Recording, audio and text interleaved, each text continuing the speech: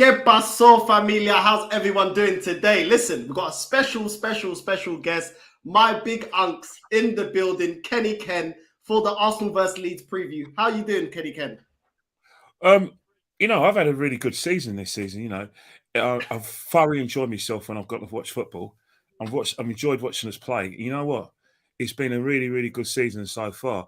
But there's loads of things that we have to talk about in terms of like Thursday game wasn't good, bad habits, and that we can't take things for granted in this league because there's certain parts of our game where we have been opening up, where But one thing you have to talk about Arsenal and praise them is the resilience and the bounce back ability, because there's certain games in the Premiership, even the games we've been winning, that other Arsenal fans would probably drop points, got a draw, or even lost.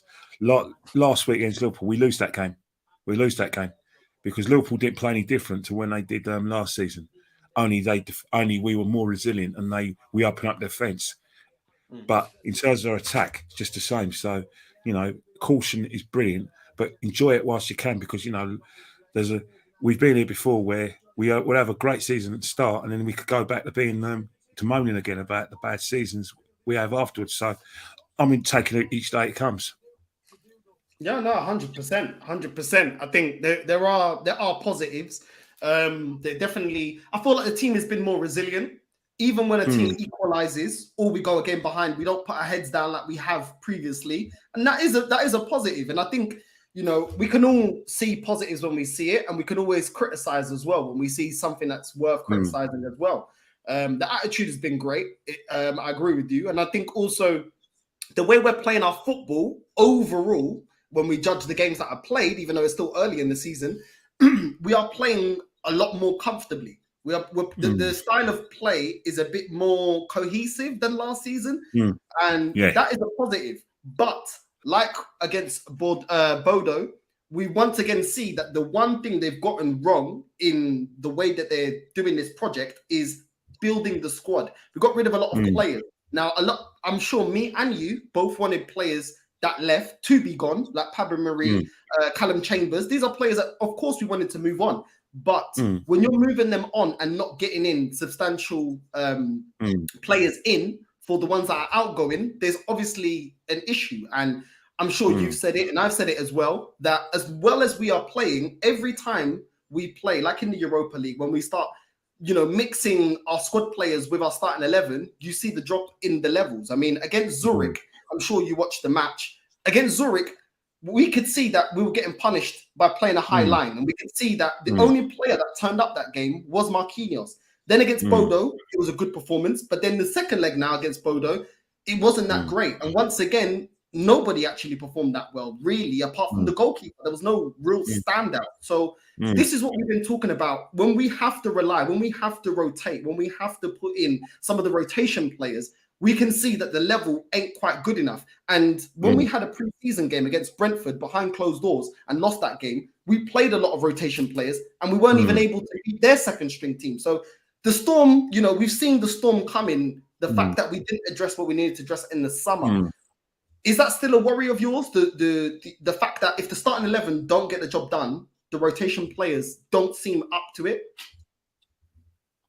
100%. You because the thing is that, as I was on Lee's podcast, one of the greatest disappointments is that these are the games where these players have only got a limited amount of time to bridge the gap in quality between themselves and the first team starters.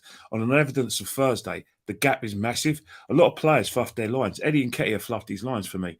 Man, now this is a competition where he knows he's going to be playing games, the FA Cup, the Carabao Cup and the Europa League. And, all right, albeit he didn't get any service. But in terms of the what he brought to the table, nothing at all. And sorry, Reece James, people could talk about injuries and say we're being a bit harsh. Well, not being harsh.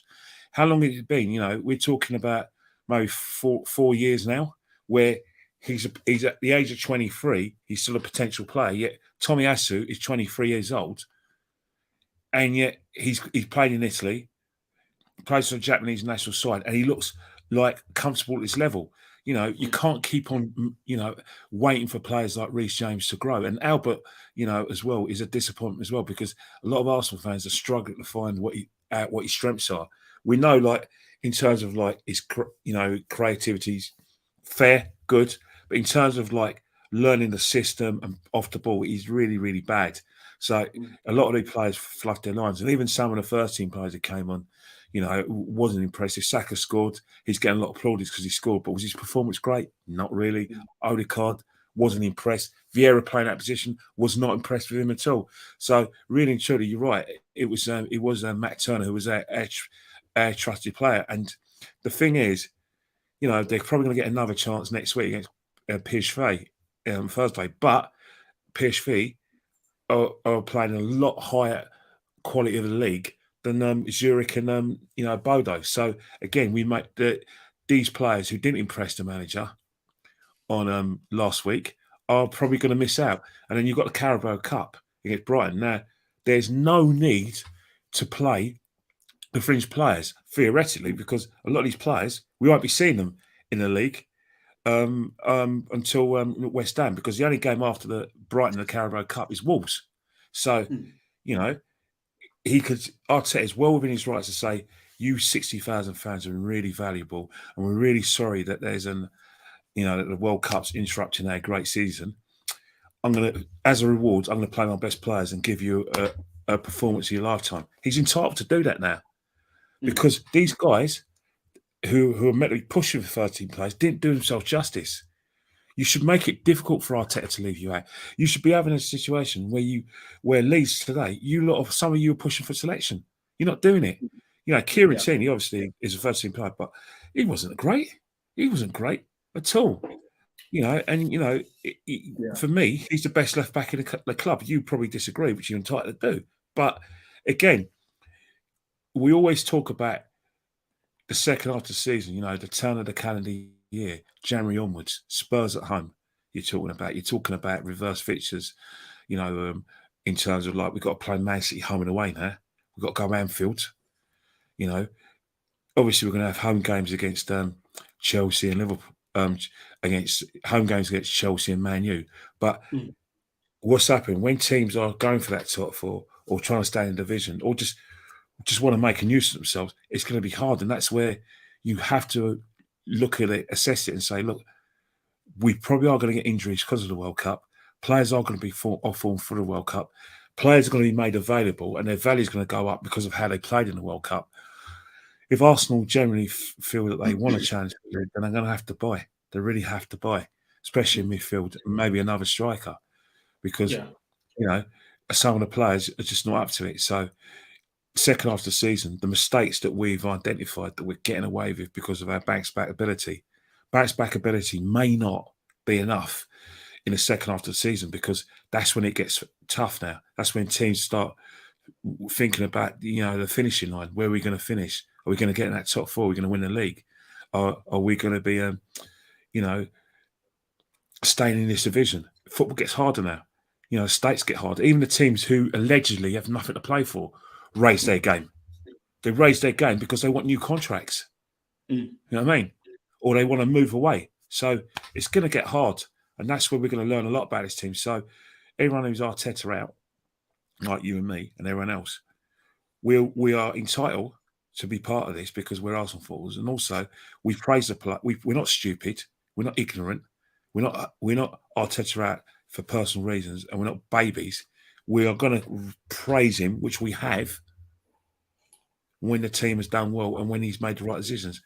But we are still going to praise him at the end of the season, and we're still going to have fears that the second half of the season, as we found out last season, where towards the end we just didn't have enough. So we're entitled to, put our coats on, make sure we keep the back door locked and be cautious. We should be. 100%. 100%. Kenny, I want to get your thoughts on Leeds. Obviously, we've got Leeds this weekend. They've got one win in their last 6 games. Their form is really, really poor. But before I get into what I think about Leeds, what do you make of Leeds? And what's your score prediction for this weekend? Do you think we can get a win, a draw? Do you think we could potentially lose the game? What do you make of Leeds so far this season? Well, the thing with Leeds is that Leeds are potentially going to play into our hands because of the way they play. You know, they're not the kind of sort of lung-busting team they were under Bielsa. Bielsa, but one thing is that they are going to have to take the game to us. They obviously they're going to have Rodrigo. I think their big signings was sent off, but they a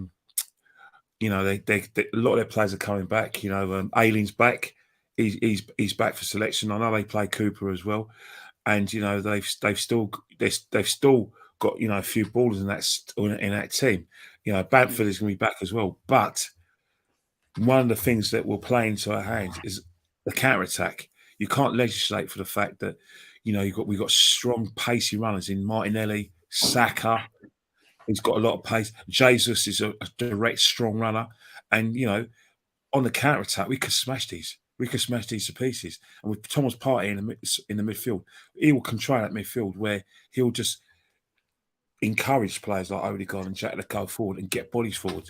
We get bodies forward tomorrow, especially on that counter attack. We're winning comfortably. We're talking 4-1. That's how well we're doing, because the difference between last season, even though we won 4-1 as well, and the difference and this season is that the reason why we are scoring goals and we are coming back quickly from an equaliser or equalising pretty quickly is because we're getting bodies forward. There's no legislation for getting the bodies forward, and that's certainly what we're going to do. We know that if on the counter attack we're going to have Martinelli, Jesus, Saka. We know Odegaard's just going to be floating in. We know Jack is going to want a piece of that as well. So, we are outnumbering banks of four with the way we attack, and we're dangerous. We're dangerous now. We're dangerous now because of the protection of midfield. When we don't have the protection of midfield, we still get the bodies forward. But what's happened is that it's risk and reward when Saka's not played, because when the ball comes back, because we're so open without Saka, sorry, not Saka, Partey, Man United, one pass through ball, easy, because we're not going to stop playing that high line. But because we're pressing, we've got the protection of Partey, who is the team, and we're getting bodies forward, we're getting away with it with that high line. And that's something we're going to get away with tomorrow, because Leeds are going to go for it. They are going to be honest. We are going to have to be compact, defend, but on a counter-attack, take your opportunity, because there's going to be numerous opportunities. Meslier is going to be very, very, very, very, very, very busy. Very busy. Their defenders, if we play at pace, are going to be turned. You know what I mean? They're going to find it very difficult against us. Cooper, who's it? The Dutch Belgium guy, was it? What's his name? Begins with S. Schlick or something. He's going to find it difficult. I don't know how to pronounce his name. Yeah, Schlick. Yeah, Schlick. They're going to find it difficult. There's no doubt about it. Aileen, we're going to push Aileen back as well, because he's going to have to make a decision. Am I going to keep on bombing forward? Because if I mistime my runs, Martinelli is going to get in behind me. So it's one of those things where we've definitely got an excellent chance of advancing, because who knows what's going to happen between Liverpool and Man City. Liverpool might actually turn up and we could go 4 points up. Good opportunity. No, I agree. When you're looking at them, when you're looking at Leeds, I think their top scorer is Rodrigo with 4 goals. You got Sinistero with 3, Kimmich with 2, Harrison 1, Aronson 1. So, the thing is with Leeds, the problem is they got rid of Bielsa and that whole football. But when you look at them, when you look at their lineup, even their lineup against Crystal Palace that they lost, their last match, they lost 2-1. Defensively, I agree with you. Defensively, they're shocking. Cooper, Koch, Christiansen. It's not that great. It really isn't. It's got no pace. That's the thing. When you got no pace, you really need your midfield to sort of give you some sort of protection. But you can't just rely on your midfield. Bamford, Rodrigo, and in a creative place have to, without the ball, can't be walking. They can't be walking because that formation they're playing with those defenders, Marsh needs those Leeds to be dominating the ball, going forward, and making use of their chance. Because to say one thing, Leeds were very impressive last week going forward against Crystal Palace. Because I was watching the Bowser Stadium last week, and they're going to be impressive against us last week. But they're going to have to be clinical because we will punish them. We will punish them. Yeah. No, I agree. I think I said it about when we played Tottenham. I said we can get out their defense. This defense is even worse. And I said this defense can get got at. I do think Tyler Adams is a decent player, but I don't think he's enough. When you're looking at the defense, it ain't that great. And even their forwards going forward, I don't think they're that great. Harrison, he's all right. He's nothing special. Rodrigo is decent. Bamford, I think Bamford is very, very wasteful. As a centre forward, I think Bamford is hella wasteful. Harrison, I'm still not that convinced on the guy personally. I think he does okay for Leeds, but I don't think he's that great. So I don't really think they're that much of a threat, and their form as well shows it. I mean, they lost 2-1 against Crystal Palace. They drew against Aston Villa. They lost 5-2 against Brentford. They drew against Everton. They lost against Brighton. Then the last win they got was back in 21st of August, 3-0 against Chelsea. But it's not that great, Kenny. I'm expecting us to wipe the floor with them. 4-1, 3-1 scores. I'm fully in agreement with you as well, because it's a good opportunity for us to take. And the way we're playing, we will take it. Even last season, hello, Tony. Even last season, we last season we won that game 4-1. We won that game pretty comfortably, obviously, albeit heavily relying on Gabriel, Saka, and Smith Rowe. So again, going back to that, the players who played last season, we got a lot better players than we had last season. Leeds, are basically their work in progress because of the fact that they got a new manager. But something had to give with my guy Bielsa, because they just weren't getting the results. Players weren't working as hard as they were off the ball, and teams were just working them out and just went boom, boom, boom, counter attack, and turned them around and were beating them quite comfortably. So yeah, fully respect and agree with everything you said. It's an opportunity to smash them to pieces. Before we get into what Tony thinks and makes of this game, I will say this: playing a high line, I do agree with you, Tony, that playing Partey will shield the defense, but we're playing Ben White as a right winger, as a right back. And we saw him get exposed against Zurich in the Europa League. We saw him get exposed playing the high line against Bodo in the last game as well. The start of the game, the first 15 minutes, he was getting exposed a little bit, and they were able to put spam crosses into the box. So playing a centre back, playing this high line, and playing a centre back at right back, even though he's played decently, he's always going to get exposed for his pace. Just like we can criticize Leeds' defense and say they don't have pace. Ben White has zero recovery pace. He is slow. And sometimes he's a bit naive as well in his play, that sometimes he gets a bit too sucked into the play, goes a bit forward. And when you don't have that recovery pace, unfortunately, you've got to get back a bit and kind of, give yourself a yard that if they turn on a counter, you've got a yard of space that you can react and you can actually win the ball. What do you make about Ben White playing right back so far? Well, to be honest, Ben White is getting noticed because of the things he's doing when we're going forward. He is trying his best and succeeding a lot more than other right backs in trying to create the overlaps. And he is putting trying to put the crosses in.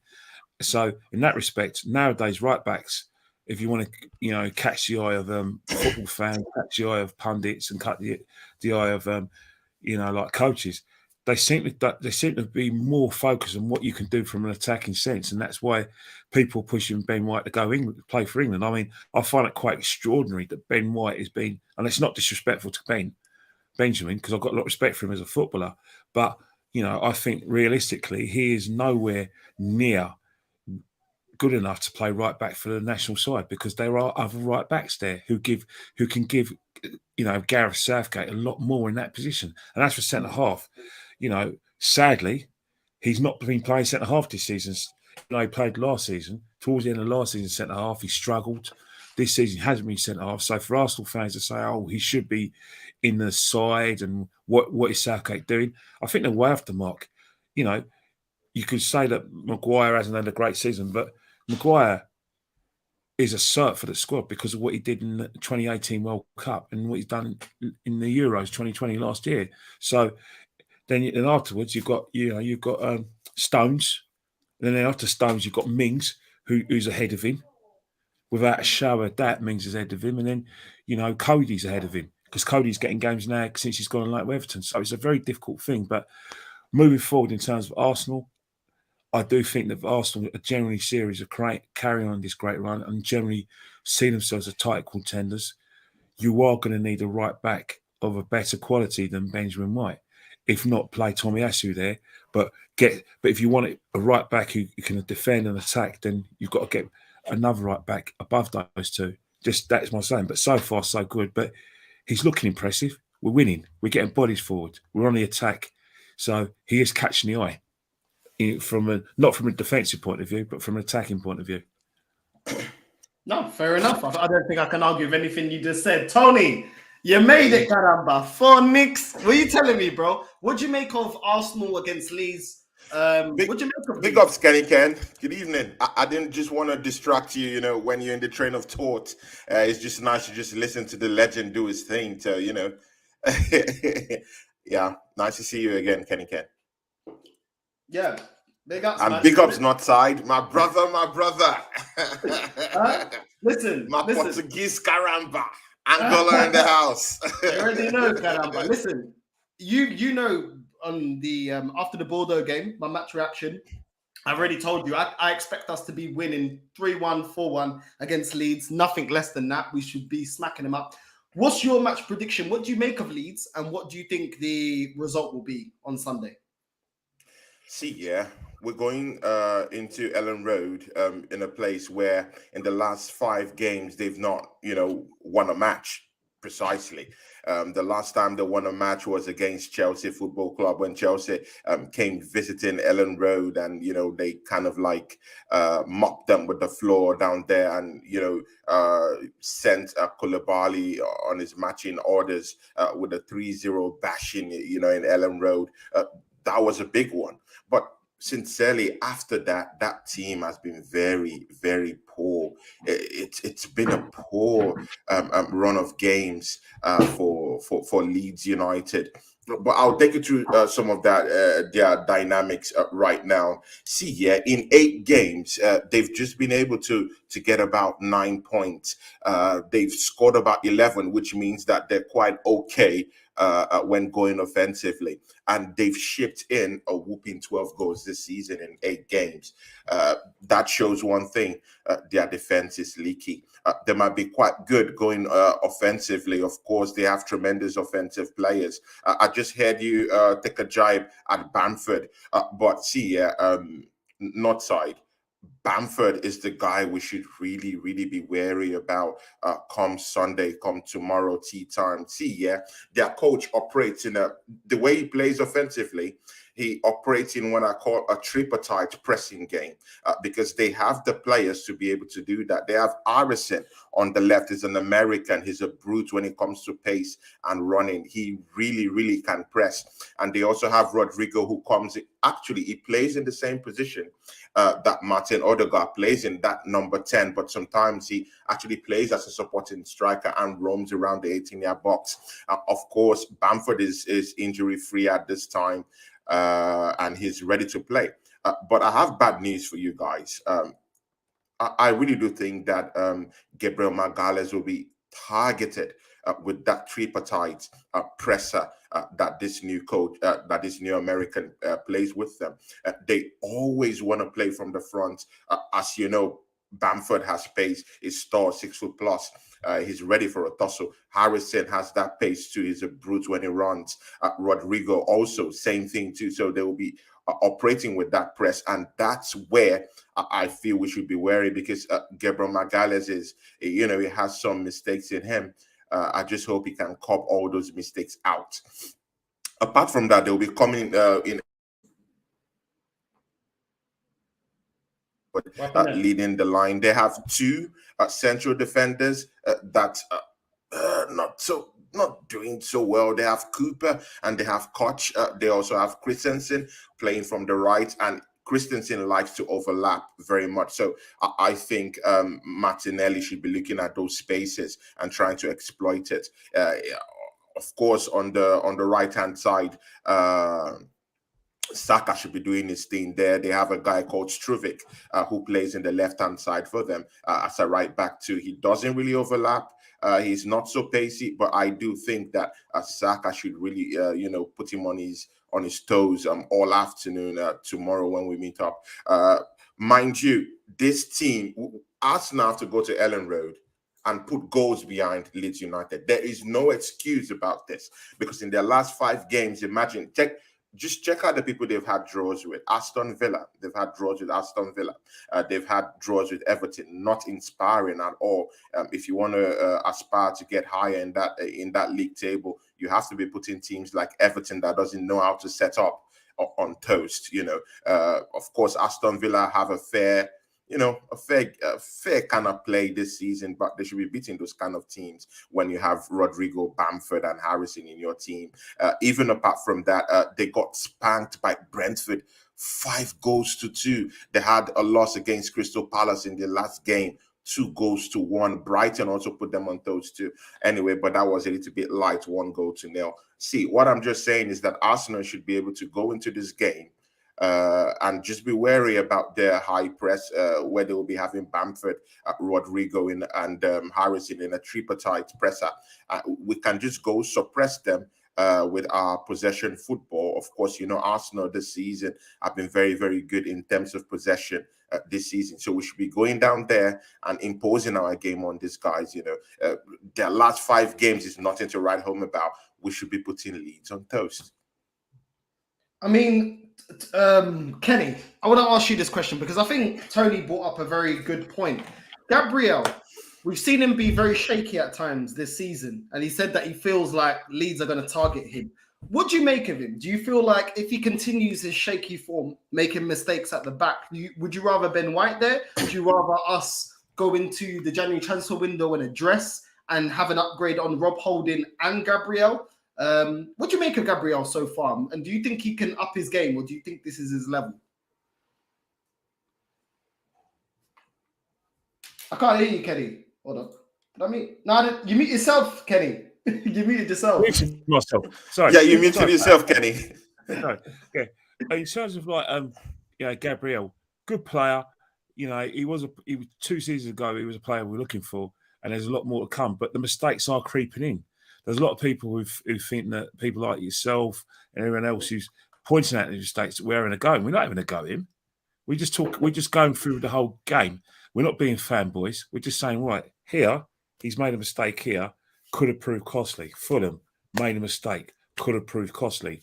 Last week against Liverpool, wrong side of Nunez, could have proved costly, did prove costly.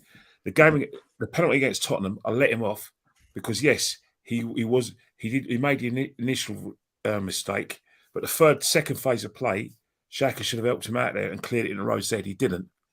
He pondered, got caught in possession, and then he panics and makes the foul in the penalty area. And you know what happens in the penalty area? You just don't tackle. You don't tackle. You just put your body there, put your arms out, and hope your goalkeeper kicks you out of trouble, because any contact in the penalty area is a penalty. Just look what happened with Thiago on Jesus last week.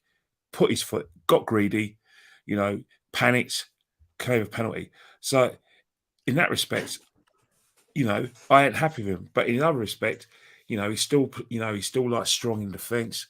Like I said, he's okay bringing the ball out. He's still winning his headers. He loves a bit of a tussle, but the odd mistake is going to catch him out. And I think what's happening is that he needs to not get himself in that sort of corridor of how do I say, complacency. And when I talk about defenders, a corridor of complacency is defenders with pace and strength. Our pace is going to get me out of trouble because I can still make that recovery run and make a last-ditch tackle. If you're making a last-ditch tackle and rely on your pace, it's because your positioning is wrong. It's because, and the fact is you're getting too tight in your striker. You don't have to get too tight in your striker because if he spins you, he's in. So what's happening is that you got to, stop the impatience of your game.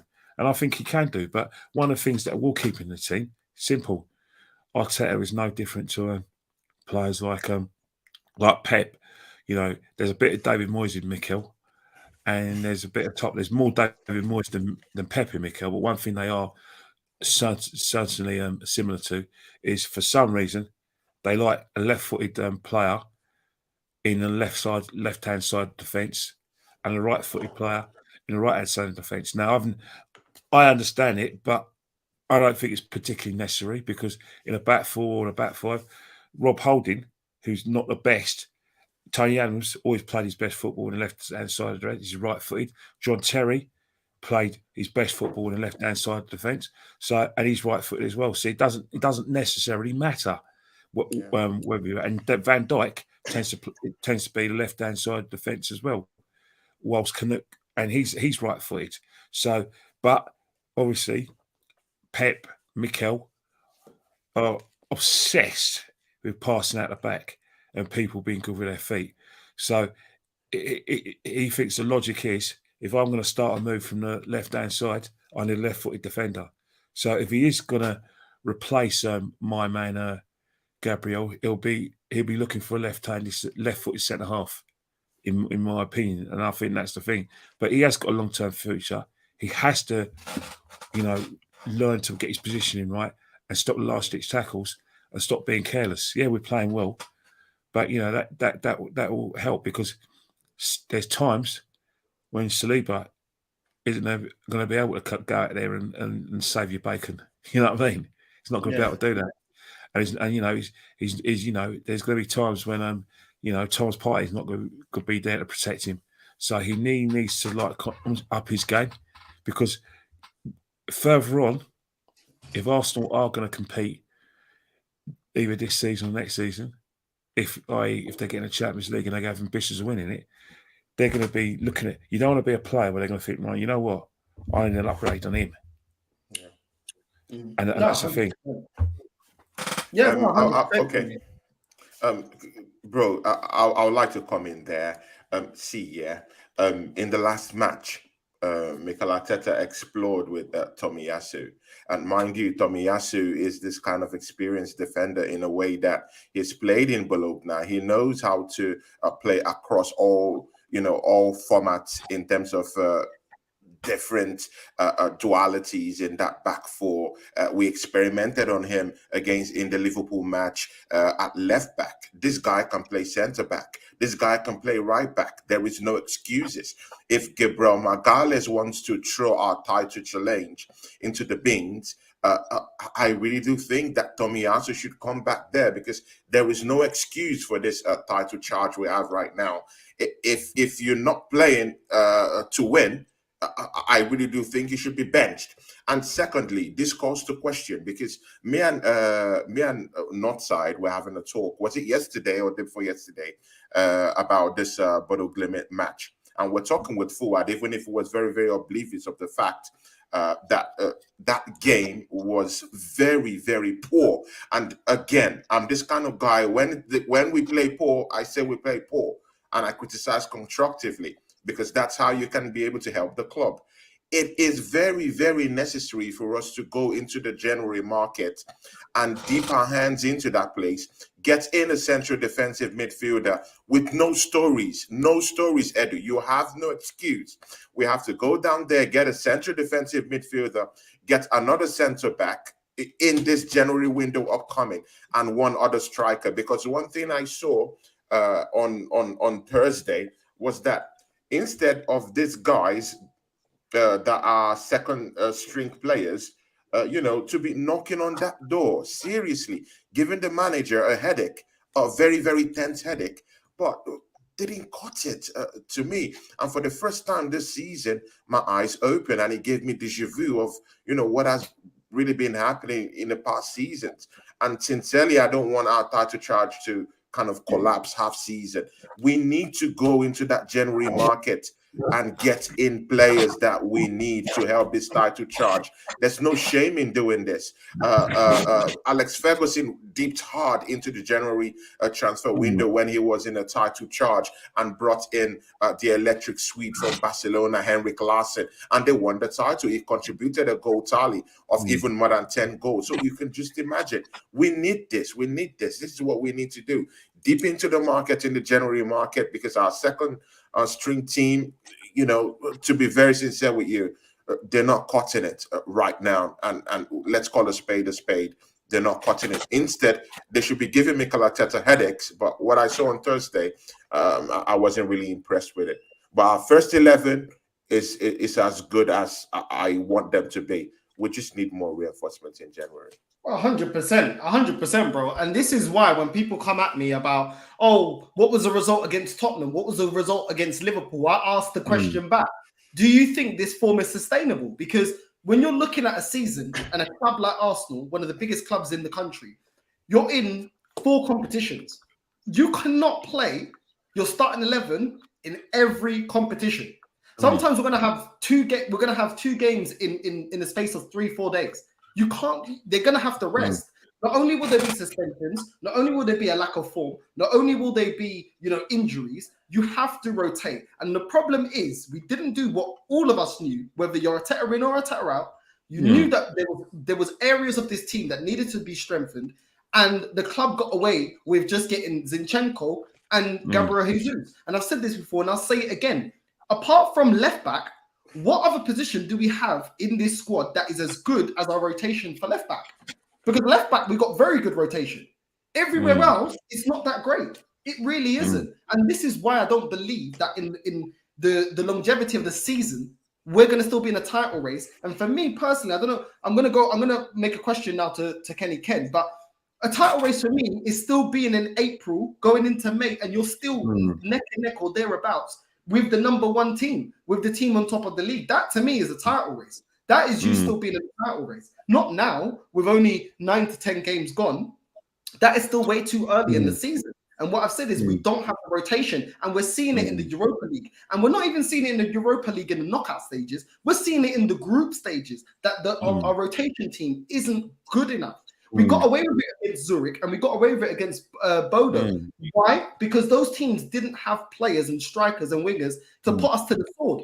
The amount of time Zurich caught us out of position and got in behind one-on-one with a goalkeeper, better teams would have put that to bed. And we're already seeing that we've got clubs like Juventus, Atletico, teams like that are dropping in Ajax, that are dropping into the Europa. If we make those kind of mistakes, naive mistakes, that this manager should have learned from against Man United, that this squad has a weakness in the way that we play against counterattacks.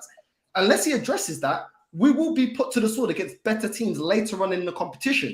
And I think a lot of times a lot of Arsenal fans look at it, oh, you're being negative. No, I'm calling out what I can see in the future, because we're not playing Zurich when we qualify to the knockout stages, we're not going to be going up against Bodo or Zurich. We're going up against better opposition. And we're going to have to not be so naive. And the question I want to put to Kenny Ken is this. Against Leeds, I feel like we've got players that can up their game against, for example, Odegaard.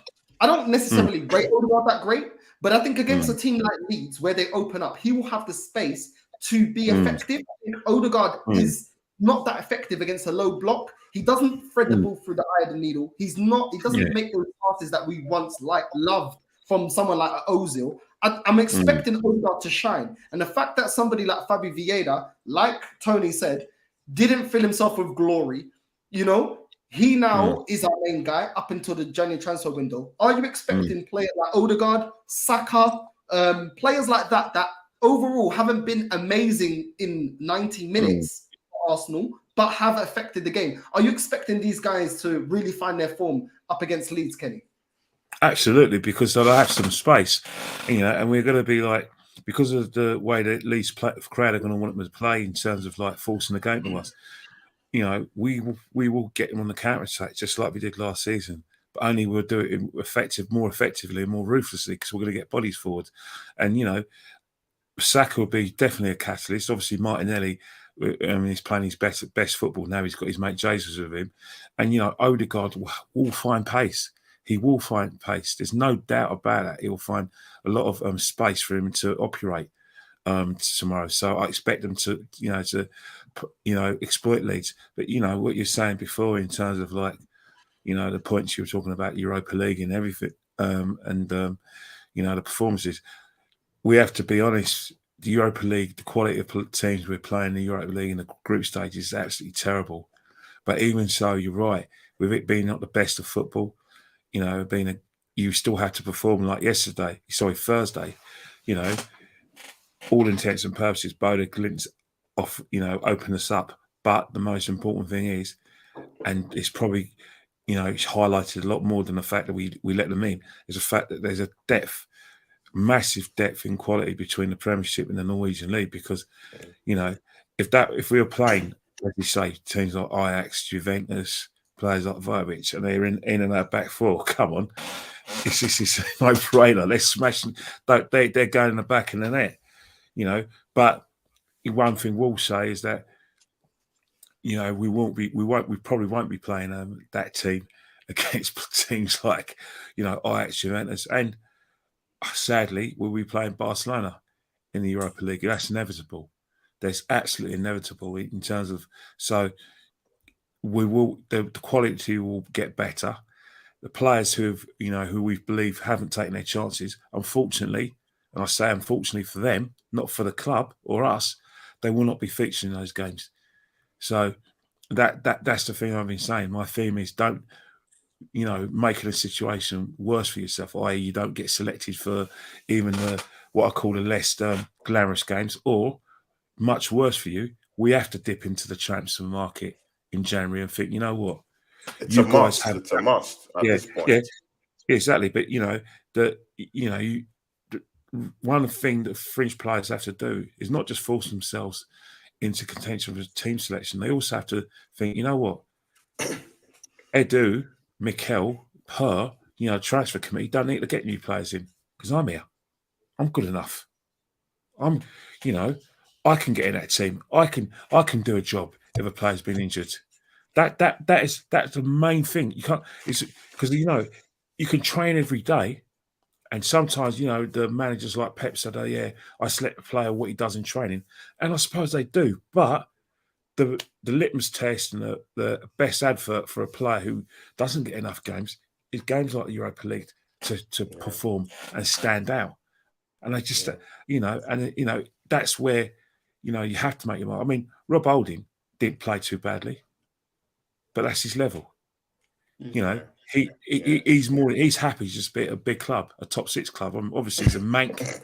You know, preferably he probably want to play for the club he supports, is Man United or Man City, because he probably wants to be home in Greater Manchester with his family. But he's at Arsenal, and we're a massive club. We're the third biggest club in the country behind Liverpool, United, or whatever order you want to put them in, United or Liverpool, it doesn't matter.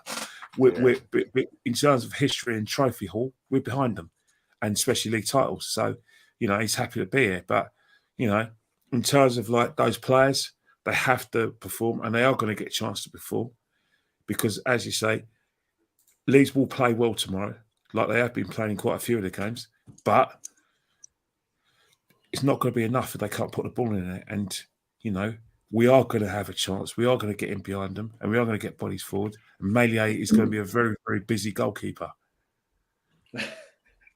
No, I agree, Kenny. Do you know what it is? You know, a lot of fans, because right now we're doing very well and we started the season very well. A lot of fans are just, we got the starting 11 to get the points. And I always look back on, you know, great managers that I grew up watching. I'm sure that you grew up watching as well, Kenny, and the way that they move. And one thing that Sir Alex Ferguson always done really well is he never rested on his laurels. You remember when he brought in Tevez? You remember when he brought in Nani? You remember when he brought in Cristiano? You remember when he brought in Berbatov? I remember when he brought in Berbatov. He could have had the mentality of, this squad has been winning Premier Leagues. I can just rest on my laurels. You know, he didn't. He never looked in the market and said, "Oh, you know what? I'm going to get that player. Oh, we can do he could be a rotation player." When he went and got Van Persie, he didn't get him because he was a rotation. We need killers and proven winners, and that's why sometimes we have to assess, even away from Arsenal and Arsene Wenger, what he was great at. What other great managers in the Premier League did, even most recently. Man City, if Man City were Arsenal and Arsenal fans supported Man City, they'll say, well, we won the league. We don't need a striker. We don't need to get Haaland. If we don't get Haaland, it's fine. Yeah, because we won the league. Yeah, but what did they do? No, you know what? Haaland's there. Let's go get him. The opportunity's there. He's better than every other striker in the league. Let's go get him. And that is the mentality that I want to see from Arsenal, because we can't look at this squad and the argument's always been, oh, but the starting 11. We had the same problem last season where we had a starting 11 that was able to compete. But then with 10 games to go, injuries, suspensions, and all of that, then we started using the players that can do a job. Where did we get? Because we put in Elneny that could do a job. We put in Kenya that could do a job. And what happened? We couldn't even get top 4. So my thing is, we didn't do what we need to do in the summer. For me, last season, the excuse was, well, it was too hard to buy players in January. I don't understand what's going to be different this January if the rhetoric is we can't buy players in January. But we need to get better than what we have. And every time we bring in a player, I don't care if I see Saka bench, Martinelli bench, they need to be benched. And we need to bring in some proven players so that when it comes to the crunch games, when we're going into March, April, May, we've got players that can, uplift and grab the game by the scruff of the neck when Saka's dropping in form or Martinelli's exhausted. Because we did it last season, Kenny. We put all the hope of the youngsters, and I think they did their job last season in getting us in a position to get top 4. But they also need to be assisted with experienced players. And Fergie did it excellently. For every time they had somebody like a Nani, they always had a Ryan Giggs, or they had, someone like a Tevez, and they had a Wayne Rooney. And, there was never just youth. It was always a mixture of youth, real, youth like Ronaldo, Nani, Rooney, all those players. But he mixed it with proven winners like Rio Ferdinand, like players like VIDS and all these other players that have the experience, that know the know-how to win. And that is what I want to see from this project. If he's going to do this project, we have to start bringing in some proven winners. Now, we did it with Gabriel Jesus and Zinchenko, arguably. They're Premier League winners. But we need more. We need more to assist these players. We bought in Fabi Vieira. Has he really been that great? He wasn't great against Bodo. And that's a level that I'm expecting him to excel at. We bought in Marquinhos. So far, this manager ain't trusted him in the Premier League. We extended Nketiah. What has he done? He couldn't even score against Bodo. Has he really made a name for himself? Reece Nelson is a youngster. What has he done to get into the team? We need some proven players. We need some experience, Kenny. And that's what I got to say on that. Not side. There was something you said about Manchester City. See, let's come back down to earth. There is no way on earth that Arsenal will be competing with those guys in terms of player recruitment. I just want to correct that statement. I believe it's erroneous. You're actually competing with these guys that are being fueled and pumped with oil money. There's no how you can be able to go and challenge with them in the transfer market to bring in a Haaland into your club when you have people that are just getting ticket money from Arsenal Football Club, and you're comparing them with guys who are oil tycoons and their money's unquantifiable. There's just no correlation. And mind you, in the papers early in the morning yesterday and in the early hours of this morning, Klopp's face was plastered everywhere. And what was he saying? He was saying, hey, Liverpool as a football club, he declared this yesterday, stroke this morning, that Liverpool Football Club cannot and will not actually be competing or can be able to compete with Manchester City. That's what he said this morning, because they have unquantifiable wealth to be able to buy and bring in players that they need. But see, yeah, instead of us even when he said that, in my own head, I was like, Klopp, where is the fight? Where is the hunger? But again, we still need to check our squad that we already have. I mean, our second string squad. They seriously should be like, if I was in that squad, I would be like, I want to get into this first 11 team. I need to create an headache for Mikel Arteta. I don't want him to go and dip his hand into the transfer market. I want to fight hard. And that's why when I see players like Eddie Nketiah, who I have a soft spot for, not for a first 11, but for a squad player, I really do think he can bring in, that youthful vibrancy into it. But watching games on Thursday like that and seeing such uninspiring hunger, no pace, no hunger, nothing. It it really took a toll on my spirit on Thursday. I just really hope that excuse of the Astro tough is really true. I mean, the artificial tough that they had in Norway. I'm really praying it was true, because because that defense, the defense was shambolic on Thursday. And mind you, two of our best centre back and right back played on the day. White played on the day. Saliba played on the day. The only link that was missing is Gabriel Magalhaes, and of course we know he has mistakes in him this season. So I don't know. I just really think that our squad needs to step up. I mean, I disagree. I disagree with what I disagree with you saying that we can't, compete with Man City, and I'll tell you why. The only two I mean in recruitment. I didn't say in terms of play. I still disagree. I mean in recruitment we can't. I still disagree. Let me give you some examples. Yeah, in Portugal, let's start with Portugal. In Portugal, the teams that got the most money are Benfica and Porto. Way more money than everybody else. Sporting Lisbon are recruiting very well. They won the league. In Spain, Atletico Madrid has they don't have nowhere near the amount of money that not only Real Madrid, but Barcelona have. But they've recruited well, they've gotten a top manager, and they've been able, during the tenure of Simeone, to win multiple league titles. Then you look at Germany, not recently, because Bayern Munich has won it 10 times in a row. Yeah. They've dropped the ball a little bit, Dortmund. But they have still been able to compete with Bayern Munich. They have still been able to. So what I'm saying is this. Even though I agree with you that Manchester United and Manchester City have more money, don't tell me that the difference between Arsenal and them and Atletico and Barca and Real Madrid isn't roughly around the same kind of difference. We have the money. We also in player sales that we wasted almost 380 million pounds that we could have got back in while breaking the transfer record for Lacazette, for Aubameyang, for Ozil, yeah? So don't tell me that we don't have the money. We have the money. We mismanage our money. Arsenal has plenty of money. And that is without the owners even dipping in their hands and putting money into the club. We have money. Not side. Can you pay Erling Haaland £900,000? The problem with Arsenal is recruitment. Paulinho, how did I know that Paulinho would bang? Look at what he's doing for Fulham. Why didn't we get him? Why has Leicester in recent years been able to have a better recruitment than Arsenal? Why is it that Ivan Toney is there available and we don't go in for him? We have the money. I'm not having any of this about money.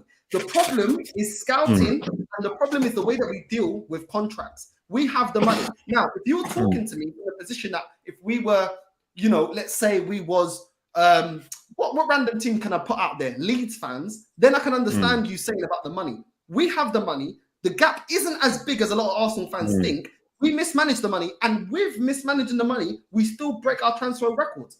We still break the transfer record for Pepe, even though we rip up contracts. So I'm not going to have that. When I see Atletico dealing with two major giants, financially and club and size-wise, and they're able to compete, I'm not having it. When was the last time Atletico Madrid won the league? When was the last time they won the league? When was the last time they won the Champions League? Can I come in there? Can I come in there? In terms of what you're saying, you got the fact is that Arsenal, the whole aspect of building Emirates and building their own stadium. Remember, Man City don't own their stadium. Their stadium is a City of Manchester stadium, and still owned by Manchester City Council. Arsenal own the whole stadium. They bought their training ground from the University College London, so they own the whole complex now. So basically, the Emirates Stadium was built because we don't have to compete with the oil tycoons. We've got 60,000 stadium. We've got 22,000 extra seats in, which means 22,000 plus the extra match revenue. Plus, for the first 10, 11 years of our stay in the Emirates, we've got regular participation in the Champions League. Alongside the regular participation in the Champions League, you get the sponsorship money, the TV money, the prize money. So the money's always been there. What Arsenal are doing now, just like Man United, is that they're using their reputation as a big club to go into the merchandise. So in terms of merchandise, we're still making a lot of money, more money than the big clubs in terms of breaking even, and we're making a lot of profit. Man City, obviously, because of their success on the pitch, because they got the Champions League final, they are becoming a more valuable club because of their success. Just like Chelsea becoming a more valuable club for their success. But in terms of being in the black, it's only recently Man City and Chelsea have been in the black. Arsenal have always been in the red. And let's not forget what the Emirates Stadium is there for. You can't build a stadium and say that you're trying to compete with the big boys, and then all of a sudden, well, we can't do that now. We can't compete with Man City. We can't compete with, Man United, if you like, and Chelsea, and now Newcastle. That's not what the whole situation is about. The fact is that if you look at it, yes, we're probably not going to pay Haaland. The money. I wanted to get that answer from but hang on here. You've forgotten the fact that we were the highest before Haaland came to the club, and a couple of years ago, the highest wage earners after Pogba were Ozil and Aubameyang, Arsenal players. In terms of the first team, in terms of salaries paid out, Arsenal were the biggest spenders, salary rises, than even the big clubs. In terms of transfer fees, in terms of net spend, once again, it was Arsenal. So the money's there. You've got pots of money, and we are able to compete. But what the situation is, and where you have got a point, is that if you're talking to a big player in Europe, where you're going to come, who you're going to go to, you're going to go to Chelsea, Arsenal, Man City. Obviously, I want to live in London because there's Portuguese restaurants, Italian restaurants, French restaurants, Brazilian samba and everything. Fine, but Manchester, I can get my Argentinian steaks, and they're winning trophies. And I'm going to get in the Champions League. I'll get a Champions League final. So that is the equaliser. The equaliser. But when people say Arsenal got no money, they can't compete, I find that quite extraordinary. What Arsenal won't do, and are scared of doing, which wouldn't bother Man City and Man United too much, is buy dead wood, and do not want to do that. They are very much still the Conservative Bank of England club that they've always been. Man City, you will take a risk because they've got the money. You can think how many players, have got to Man City, haven't made it, and it hasn't made a difference. I can think of, remember Sinclair? And then who's the guy? Who's the Ivorian player they bought from Swansea? What's his name? He couldn't stop scoring for Swansea. Oli didn't work out. And then the guy from Everton, who's probably still being paid by Sunderland. He's born in Southport, bought him for left Everton and went to Man City, and he was being the next best thing. Waste of money. I forgot his name, but I'll come back to me. Hopefully, it'll come back to me at the show. He's gone there. Big money. Didn't work out. As Nathan Ake. Did Sean Wright-Phillips work out for them? Well, Sean Wright-Phillips was there before the money. Yeah. But, they made right. Then you look at Chelsea, they made just as many boobs with their signings there. Sean Wright-Phillips with Chelsea. Was he success there? I tend to disagree. So it's one of those things where they can afford to get rid of players. And one thing Man City and Chelsea are very good at doing as well, and it don't affect them, is that they got no problem letting players run their contracts down and giving them free transfers. Drogba, Chelsea, Aguero, and that's the thing. That's where that's the mentality thing. Arsenal done it, and it hasn't affected us financially. So in that respect, we can compete with them in terms of the money spent because we've outspent them. But in terms of like attracting the big names, of course. They don't want to be playing on Thursday night on rubbish pitch like that. They want to be playing the glamour games. If any cricket fans out there, the Champions League is football's IPL. True. But when a coach in the mode of Jurgen Klopp comes out and say, of course, he runs Liverpool. He knows about their finances in a way, And when he comes out and say that Liverpool cannot compete with Manchester City, he knows what he's talking about. He knows it. Liverpool are more savvy when it comes to finances, player sales. At least those ones, they can be able to even get money for the players that they bring in and they sell out. Arsenal, over seasons and seasons continually, cannot get top dollar for any of our signings. And of course, it's the bot to blame. Yeah, that's Yeah, factual. it's the fact. It's Bellerin, but it's true. the fact. Yeah, but the fact It's is true. that. Yeah, but the And reason right why now, sorry, Kenny. And right now, Huh? we're facing FFP rule warnings right now. So it's a mess. It's a goddamn mess. I don't even know if we can even be able to even dip into that market in January with what I'm hearing coming from the FFP we should be able to. right now. We should be able, Tony. The reason why, because remember, let's not forget that last year's January window had more to do with player sales and player departures than it had to do with recruitment. So in that respect, you are freeing up a few places, but you are, Liverpool. I can see where you're coming from. And Klopp's talking about is that there was a situation where there was only one player that they can offer the 350,000 a week at Liverpool, and they couldn't give it to both Mane and Salah. But he's saying that. But Liverpool have been run by obviously the people in the Boston Red Sox a different way, kind of similar way to Arsenal. But the fact is, that's what Klopp was brought in for. Klopp wasn't brought in as a checkbook manager. Klopp was brought in because he's worked within that structure in Dortmund, where he's able to attract players because it's Klopp and turn them into top players, which he's done. Yes. And he's so players have gone that he's improved players and got them up to the top level where they can compete with Man City on the pitch. Competing with Man City off the pitch for Liverpool is they're fully dependent on them winning trophies.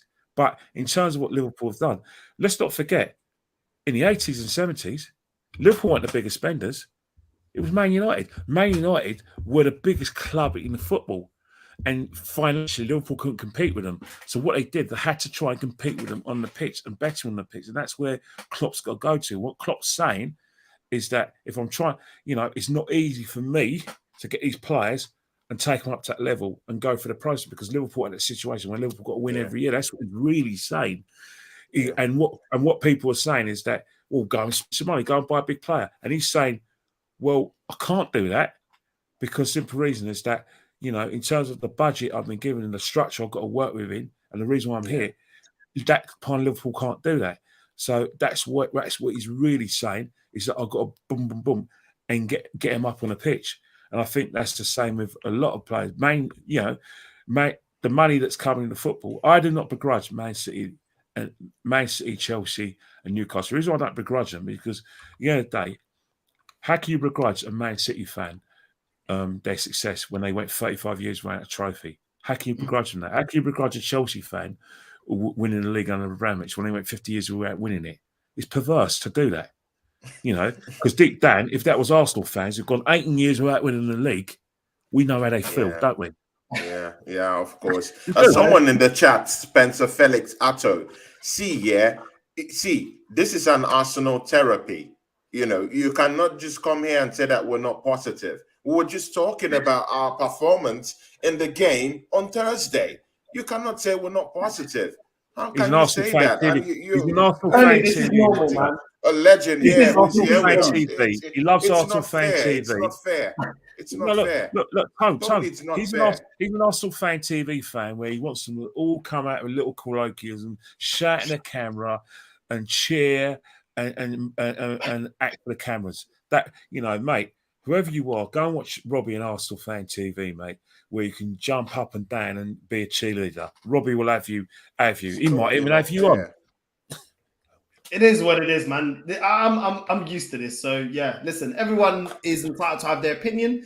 It is what it is. Whether you're positive, toxically positive, or you're negative, I think, there's always room for improvement. And there's nothing wrong with saying that there's room for improvement, especially when we don't believe that this is the best squad in the country. So there's always room for improvement. And even the best managers always look at room for improvement.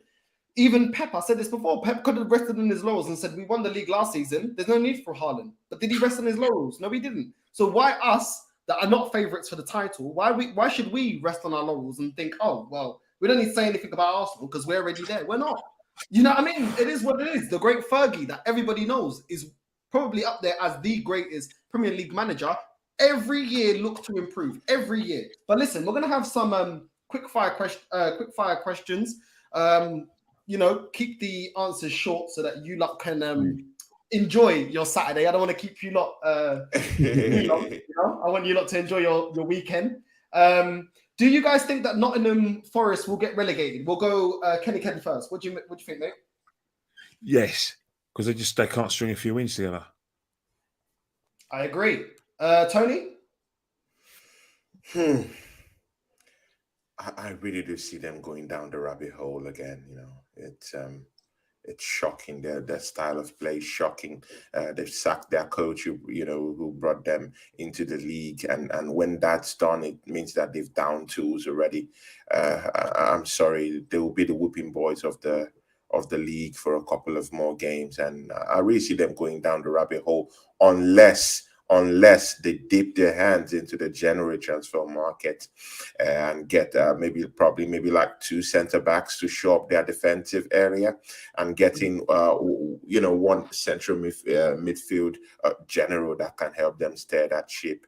If they don't do that, they'll go down the hole. Yeah, fair enough. To me, right now, I'm going to keep it very short and sweet to try and get through as many as we can quickly. They remind me of QPR, that season that QPR threw money at players, got a load of players, and it wasn't cohesive. Now, QPR were getting more players that were kind of over the hill, Ferdinand and players like that. But it's the same thing, just way too many players, not enough time to bed them in, not enough to get them, structurally playing cohesive football. And ultimately, football is a team game. And it's not just about the names on the pitch. It's also about how you play them. Otherwise, the Galacticos and Real Madrid would have been the most successful team ever. And they weren't. I think they only won 1 league title. And the irony is that they spent money. They spent money this season. So it's not just about spending money. It's about spending money the right way, right? Exactly. Northside isn't sure on Ben White. Am I right, Northside? Yeah, I'm not. I don't necessarily rate him. I can give him props that he's done well this season. But like I said, any player that I don't rate, they always have the opportunity to prove me wrong. So prove me wrong, and I'll change my tune. Up until then, I'm going to keep saying what I'm saying. Defensively, I think he can sometimes be a little bit woeful. And even a favourite of mine, Gabriel at centre-back, I'm actually starting to criticise him as well. So listen, there's no favourites. My favourite is Arsenal Football Club, the badge, the club, and what this club represents. He's been good this season, man. He's been good this season, bro. He's been good this season. You just have to. The season ain't over. Keep it up for the end of the season, and then I'll change my tune. That's what I'm saying.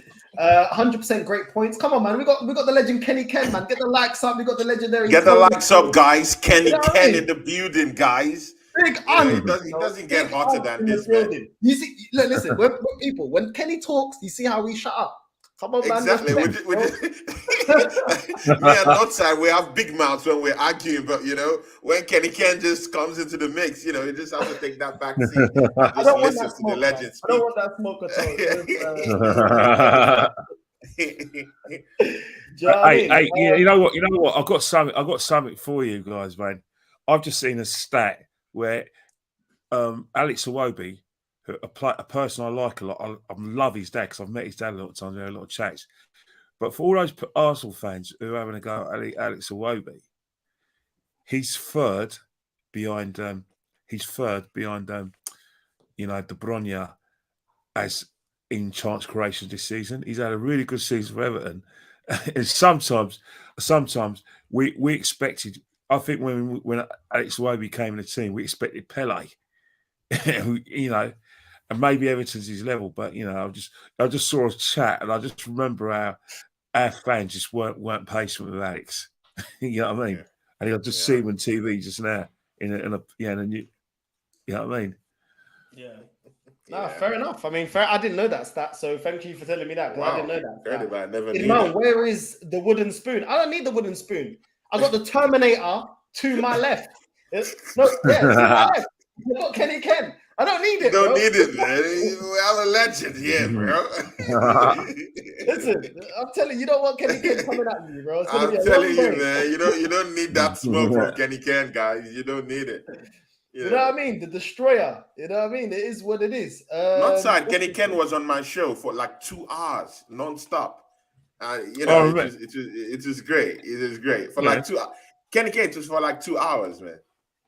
There's a lot of discussion points and things. I think the thing about it is that a lot of people generally believe that you know, that we're in the mud because Arsenal are doing well so far, and that, you know, that we somehow we're disappointed that Arsenal are not doing well. Well, hang on Not here. so, What I can agree for not side. Not side is in the mud.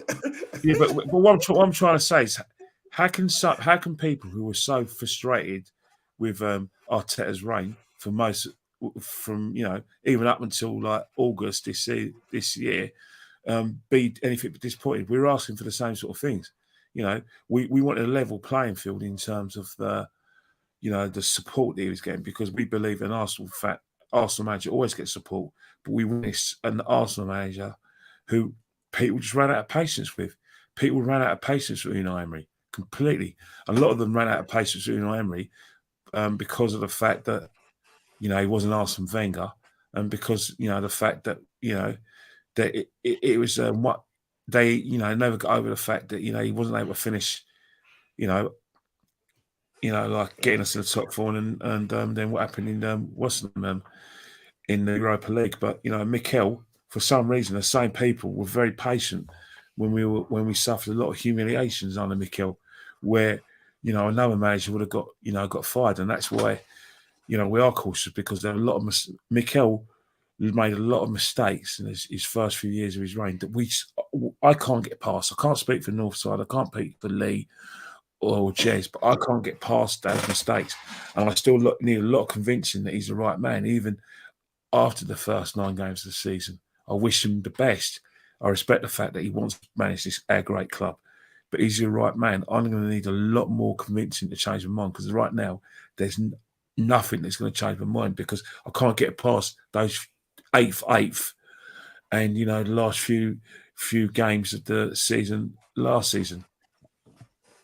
Kenny. See, I truly get what you're saying. I get where you're coming from. But of course, you know that I already differ with my ideas about Mikel Arteta. I do like him. I really do think he's the man for the job. The problem there is the board. The board has been so selfish. You know, how can you give Mikel Arteta, Eddie Nketiah to lead your striking department, Lacazette to lead your striking department? It's not good enough. So right now that he's been able to bring in his main guys right now, Gabriel Jesus, we've seen him turn it up a notch, you know, and of course we're top of the league right now. Whether we'll backslide soon, I don't know. But we need to, you know, let's just see what happens. And I'm not too deluded in terms of that. If he doesn't give us a trophy this season, win the league for me this season, win the Europa League this season, he should leave the club. I'm not deluded in any way, but I'm just saying I'm empathetic towards him, because that guy came and Mustafi was the leader in our back four. Can you believe it? Mustafi, of all people, was leading our back four. It's shambolic. So when you have those type of sacrilegious players down there, you know, and he had to cope with them and take the garbage out. It was in a goddamn mutiny with Ozil, Aubameyang in the other side. You know, he had to ship these old players out. So I'm really empathetic about him in a way. And of course, as a rookie manager, right now, it's not only us that are in a project. Chelsea are also in a project right now. They've brought in Graham. What is his experience? He doesn't have any experience in no big club. It was in Sweden, Österland. Yeah, but you He was in believe. Österland. He played for and Swansea. It's not a big club to me. It's a small club. Let him answer that. Kenny. Yeah. Well, you made a good point about Graham Potter, because I do call him I do call him partly a trust the process manager. But do you genuinely believe that a guy who's bought Chelsea Football Club, spent a lot of money, wants to return on his money, is going to have a trust the process? You know, like I said, mantra at his football club. He can't afford to. The only way he's getting his money back is if Chelsea are producing the same kind of results and returns as they did against Abramovich, because everyone knows that Chelsea Football Club, the reason why they've become a more valuable club than Arsenal, and Arsenal fans have to lump it and like it, like I have to, because if you win 2 European Cups, right, win the league about 5 times since we've won it, and regularly appear in finals, your fan base is going to get a lot greater than ours outside the UK. Sponsors are, believe it or not, do actually want to be associated with winners, especially So, and shirt sales and everything. You go to Chelsea if they want. I don't know if they do it in their club, but 2 stars to our nil makes them a more valuable club. So, in terms of trust the process, I can guarantee you right now, if Graham Potter isn't cutting it, then they'll cut their losses because they didn't But they won't sack him next season. That's what I'm saying. They would give him at least 2 seasons. Maybe. They would give him at least 2 seasons. Maybe. But let's not forget, maybe that's what you're saying, but let's not forget why and what this guy is about. This guy is about profit. And it's not like Arsenal, where we rely heavily on our merchandise and our reputation as a club. Chelsea, and I say it respectfully, have relied heavily on their most recent history, not their long-term history.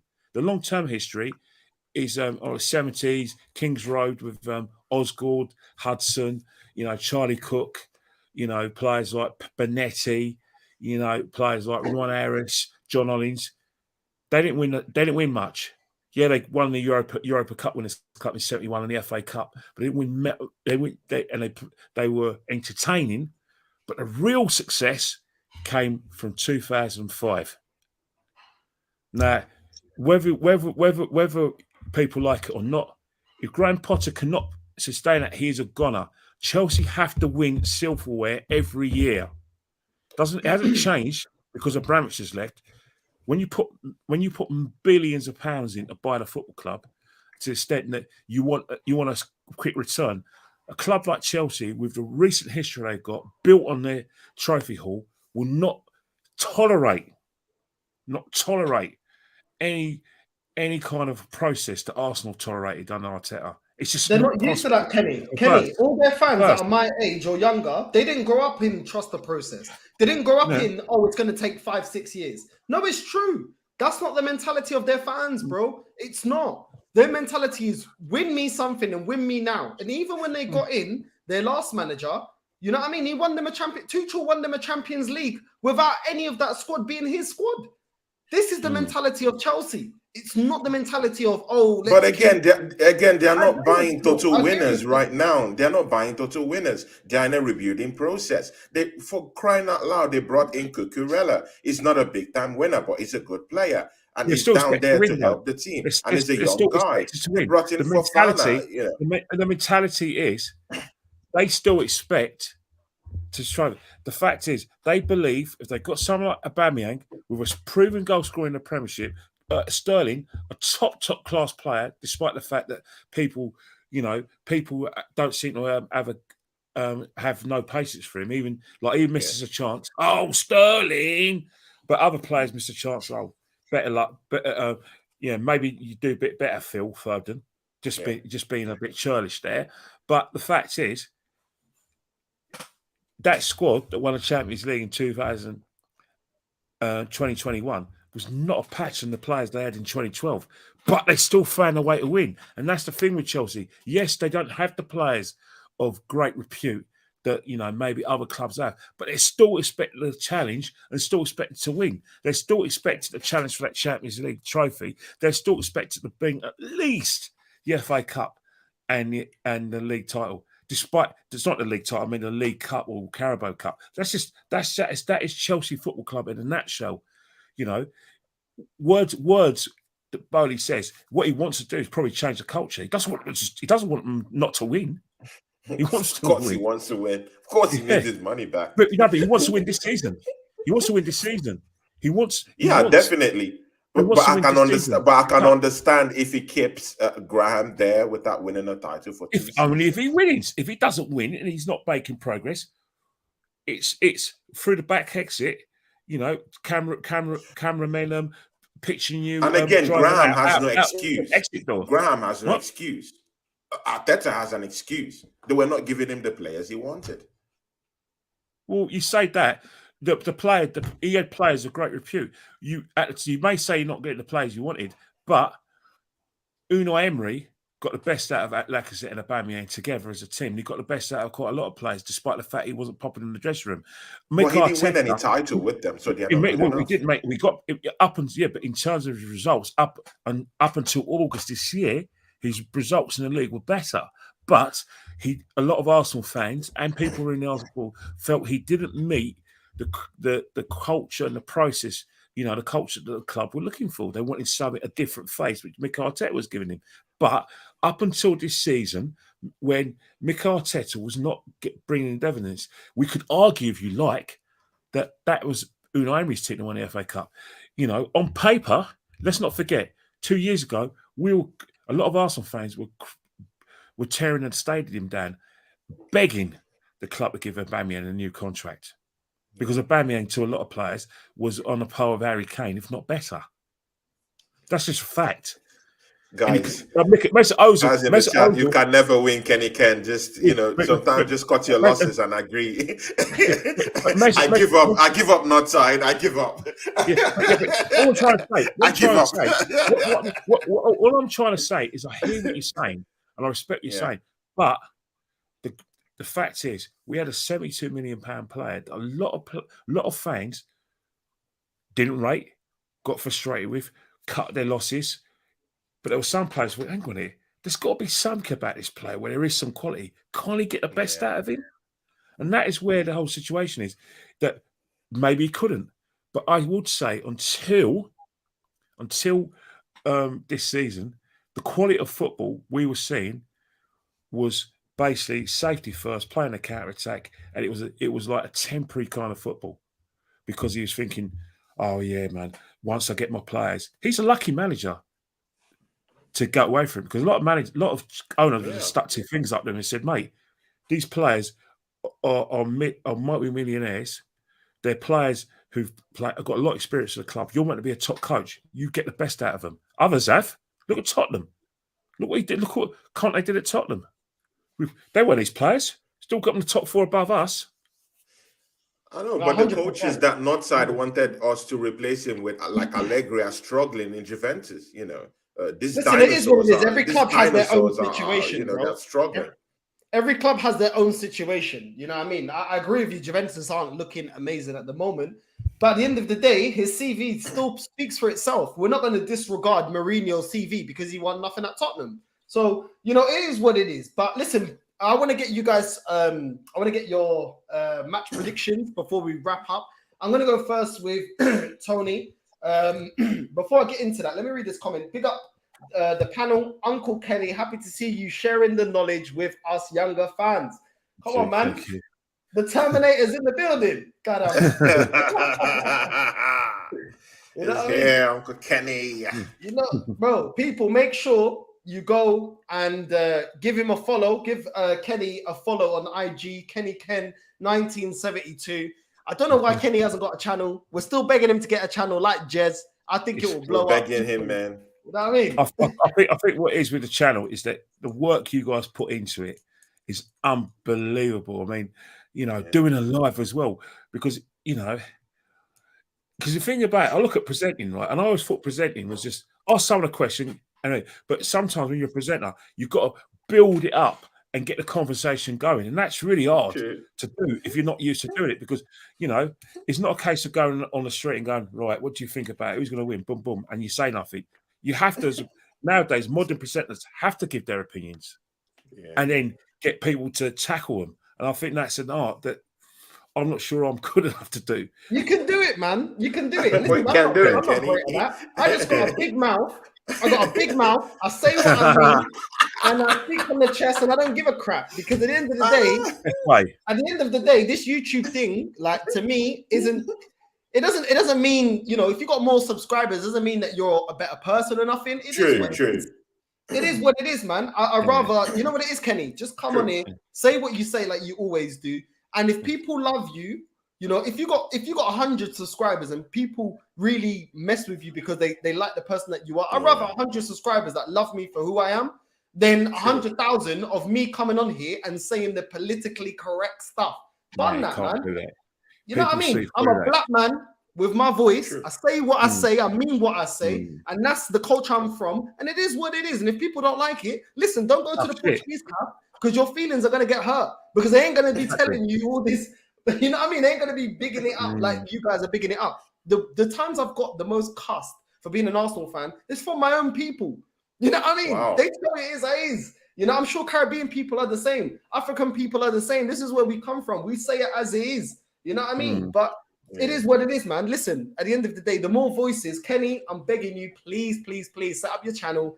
I'll do everything I can. You know what I mean? You don't need my help. I'll do everything I can to plug it. I'll come on whenever you need me to come on. We need fans like you and Jez. The knowledge you guys have, the wisdom you guys Jez, have, big ups, Jez. the amount of games you guys have.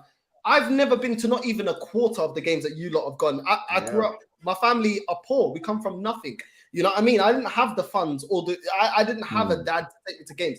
I've now tried to do something for the Arsenal community. For me, I feel like I'm trying to perpetuate doing my bit for Arsenal to be the elite again, to be winning, doing my little bit. I didn't have the means to go to games. I don't have memories. You know, when I saw Arsenal go invincible, I watched it from home. Well done. Yeah, you have been to a few games anyway. But yeah, I know what you mean.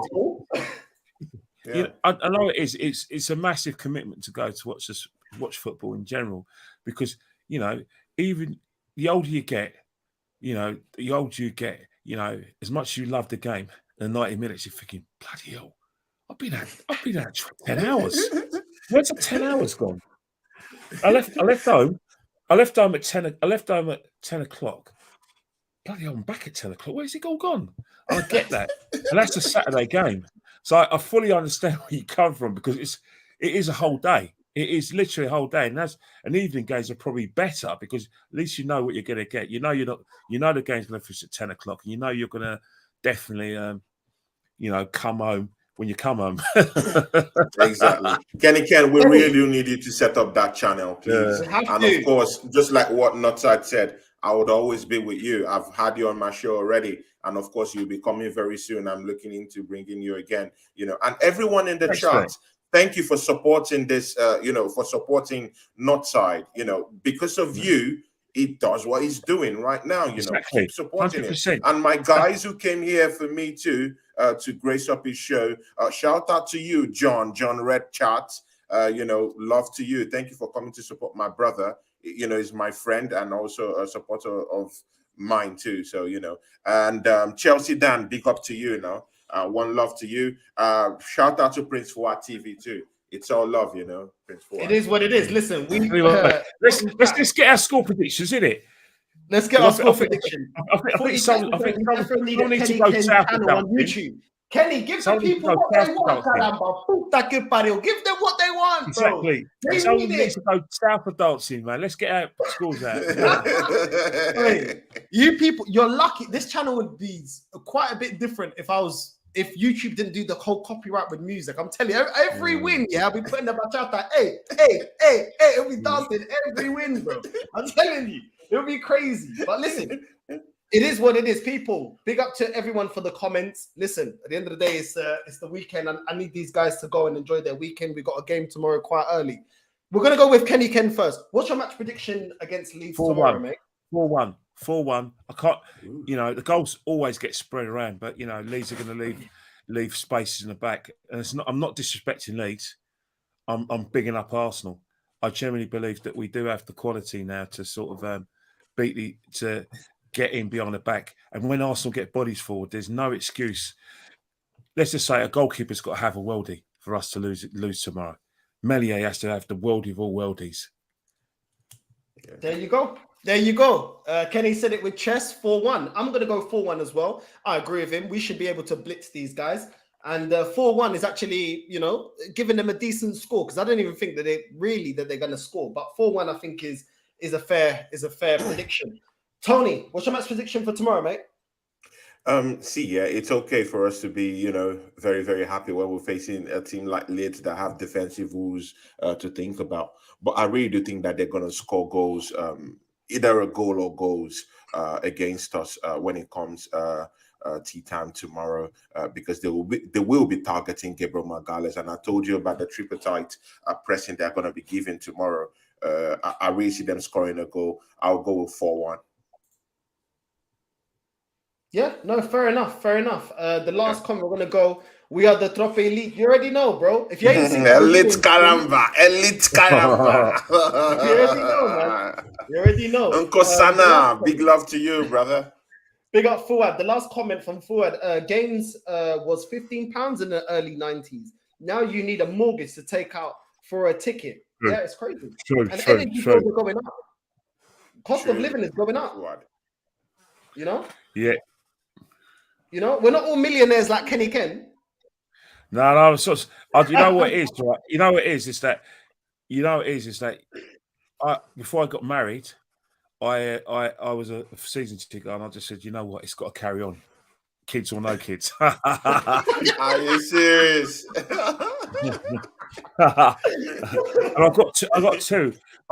I think I got two daughters as well, and I don't know. Wow. You know, they're happy. They're happy to just see the back of me sometimes, so they're more than happy. Are they Arsenal fans? Are they Arsenal fans? Well, they like Arsenal because Daddy likes Arsenal. Okay, but you know, my youngest one, my wife likes Leicester City, so the youngest one said, "I'm gonna look after them. I'm gonna do what Mum wants." But yeah, the oldest one likes Arsenal because Dad likes Arsenal. Doesn't understand a thing about it, but I do know that I hate Spurs. Obviously. There you go. Listen, people, make sure you like and subscribe to the channel. Like and subscribe to also Tony Claude Gunner TV channel as well. Is obviously now a regular on the channel. Make sure you like and subscribe. And every week we do our show where we do 1 week on my channel, another week on Tony Claude Gunner TV. So make sure you subscribe so you get that as well. And also go and subscribe to Kenny Ken's Instagram, Kenny Ken 1972, man. Thank you very much. Look, I never. It's gonna be. It's always fun. I always pick up the headlines, and you know we have a little chat about it. But I think you know, I'm not going to spoil it, but I think there's a big headline coming. That you know that it's not going to shock anyone, but it's going to be a massive talking point, and it's about football, but it's probably not football related. It's everyone who hates football is going to be involved in that storyline. But let's get off the show and let's digest it. There we go. Not side, just before you go, please, just before you go, I want to give my support on your show to Ivan Toney, who faced a racist attack, you know, verbally, you know, online, you know, because we need to be stamping out racism away from football, you know. So, you know, my heart goes out to Ivan Toney. I second that. My attitude is: you want to be like that, go and do it in your own times, do it in your own homes, but don't put it in public sentiment. Don't come to football and ruin our enjoyment. Go, because at the end of the day, we're not going to change these people. You know, it's inherent in them. You know, they're born like that, and they love being like that, and they love the fact that they have these views, and they love the fact that they may impress people with these views. They're non-entities. You're not going to change it. Well, what you are going to do is make it uncomfortable for them in the public, just as like they're trying to make it uncomfortable for us to thrive. You want to do it in your own homes. No good trying to have these campaigns stop it. Not going to stop. You're not going to change them. That's what they believe. That's what they've been taught. They're never going to stop being like that. You know. So the decent people who don't want to be racist, I deal with them. These lot, you're lost to me. I don't want to change you. I don't want to even be around you. You disgust me. You know what I mean? But what I don't want is you in my midst, you on social media, you in football grounds, you on TV. I don't want you on TV. I don't want to see you. You know? Just stamp it out. I don't want you. I don't want you to thrive in any other way. Go away. Leave. You know, take your disgusting animalistic views elsewhere and away from decent people, because let's cut the crap. You know, we're not going to change. It's not going away. People are always going to be like that. We're like that 100 years ago, and they're going to be like that 100 years after we leave. Not giving people education. We, leave them, but make sure that when it comes to positions of power and influence, these people are not allowed to have that. That's, you know what I mean? Fact. 100%. I second everything you guys say.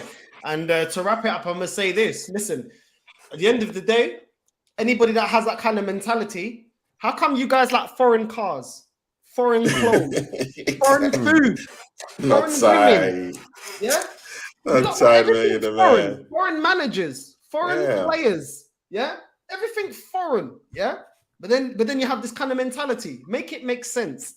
Make it make sense. You know why it don't make sense? Because it don't make sense. You like everything foreign. You know, why don't you go and get a local clothes? No, you want the foreign stuff. Why don't you get a local car? Now you want a foreign whip. You want the Merc. You want the Beamer. You know what I mean? You want all of that. You like the foreign women. You want to go on a holiday on these next holidays and get foreign women and stuff like that. Yeah, that's what I'm gonna say. Inject it. Me, I'm so proud to be black, and if I could be born again, I'll be black again. Yeah, I love. That's a everyone. great line, bro. That's a great line, man. Whoever you When are, really deep and it, wherever you're their born, crap don't make sense. They don't. Exactly. When they need to learn how to dancing, every dance is foreign dances. The music is foreign music. The clothes is foreign. The cars are foreign. The women that they like, that they stare at, is foreign. You know what I mean? When they're going on IG and they're seeing girls with a big ass, where's that come from? The black woman. Nah, let's say it as it is. You know what I mean? You guys are confused. Why can't we all just get along? You know, I have white friends. I have black friends alike too. You know, can't we all just get along? There's some people that are not for changing. It's always going to be there. It's all, we're just going to see it in different forms. So the best thing we need to do is make sure that we provide a safe environment for decent people away from these animals, and make sure that these animals get identified. Be brave to show your faces, so we can identify you and make sure that you're not around decent people. You're not going to be able to influence a person's life and their careers, or whether they can have a house or anything else. We don't want you around. All right, you've had your turn about influencing people's lives and having you and be able to shout your rubbish. Right now, we're not stopping you from doing your rubbish. Do it privately in your own homes amongst your people who feel the same way as you. But when it comes to the public, we're decent people around. We don't want you around. Go away. It's no good educating you. Stop saying let's educate and let's have better education. No, send them away from decent people. That's the best way. Exactly. And the north side LDN, everyone is welcome, everyone is equal, and everyone's treated the same. And that's all we want, is equality. Because the biggest myth in the world is all this, oh, you're of that race, that race. Everyone is human. We're part of the human race. And on that bombshell, we're out.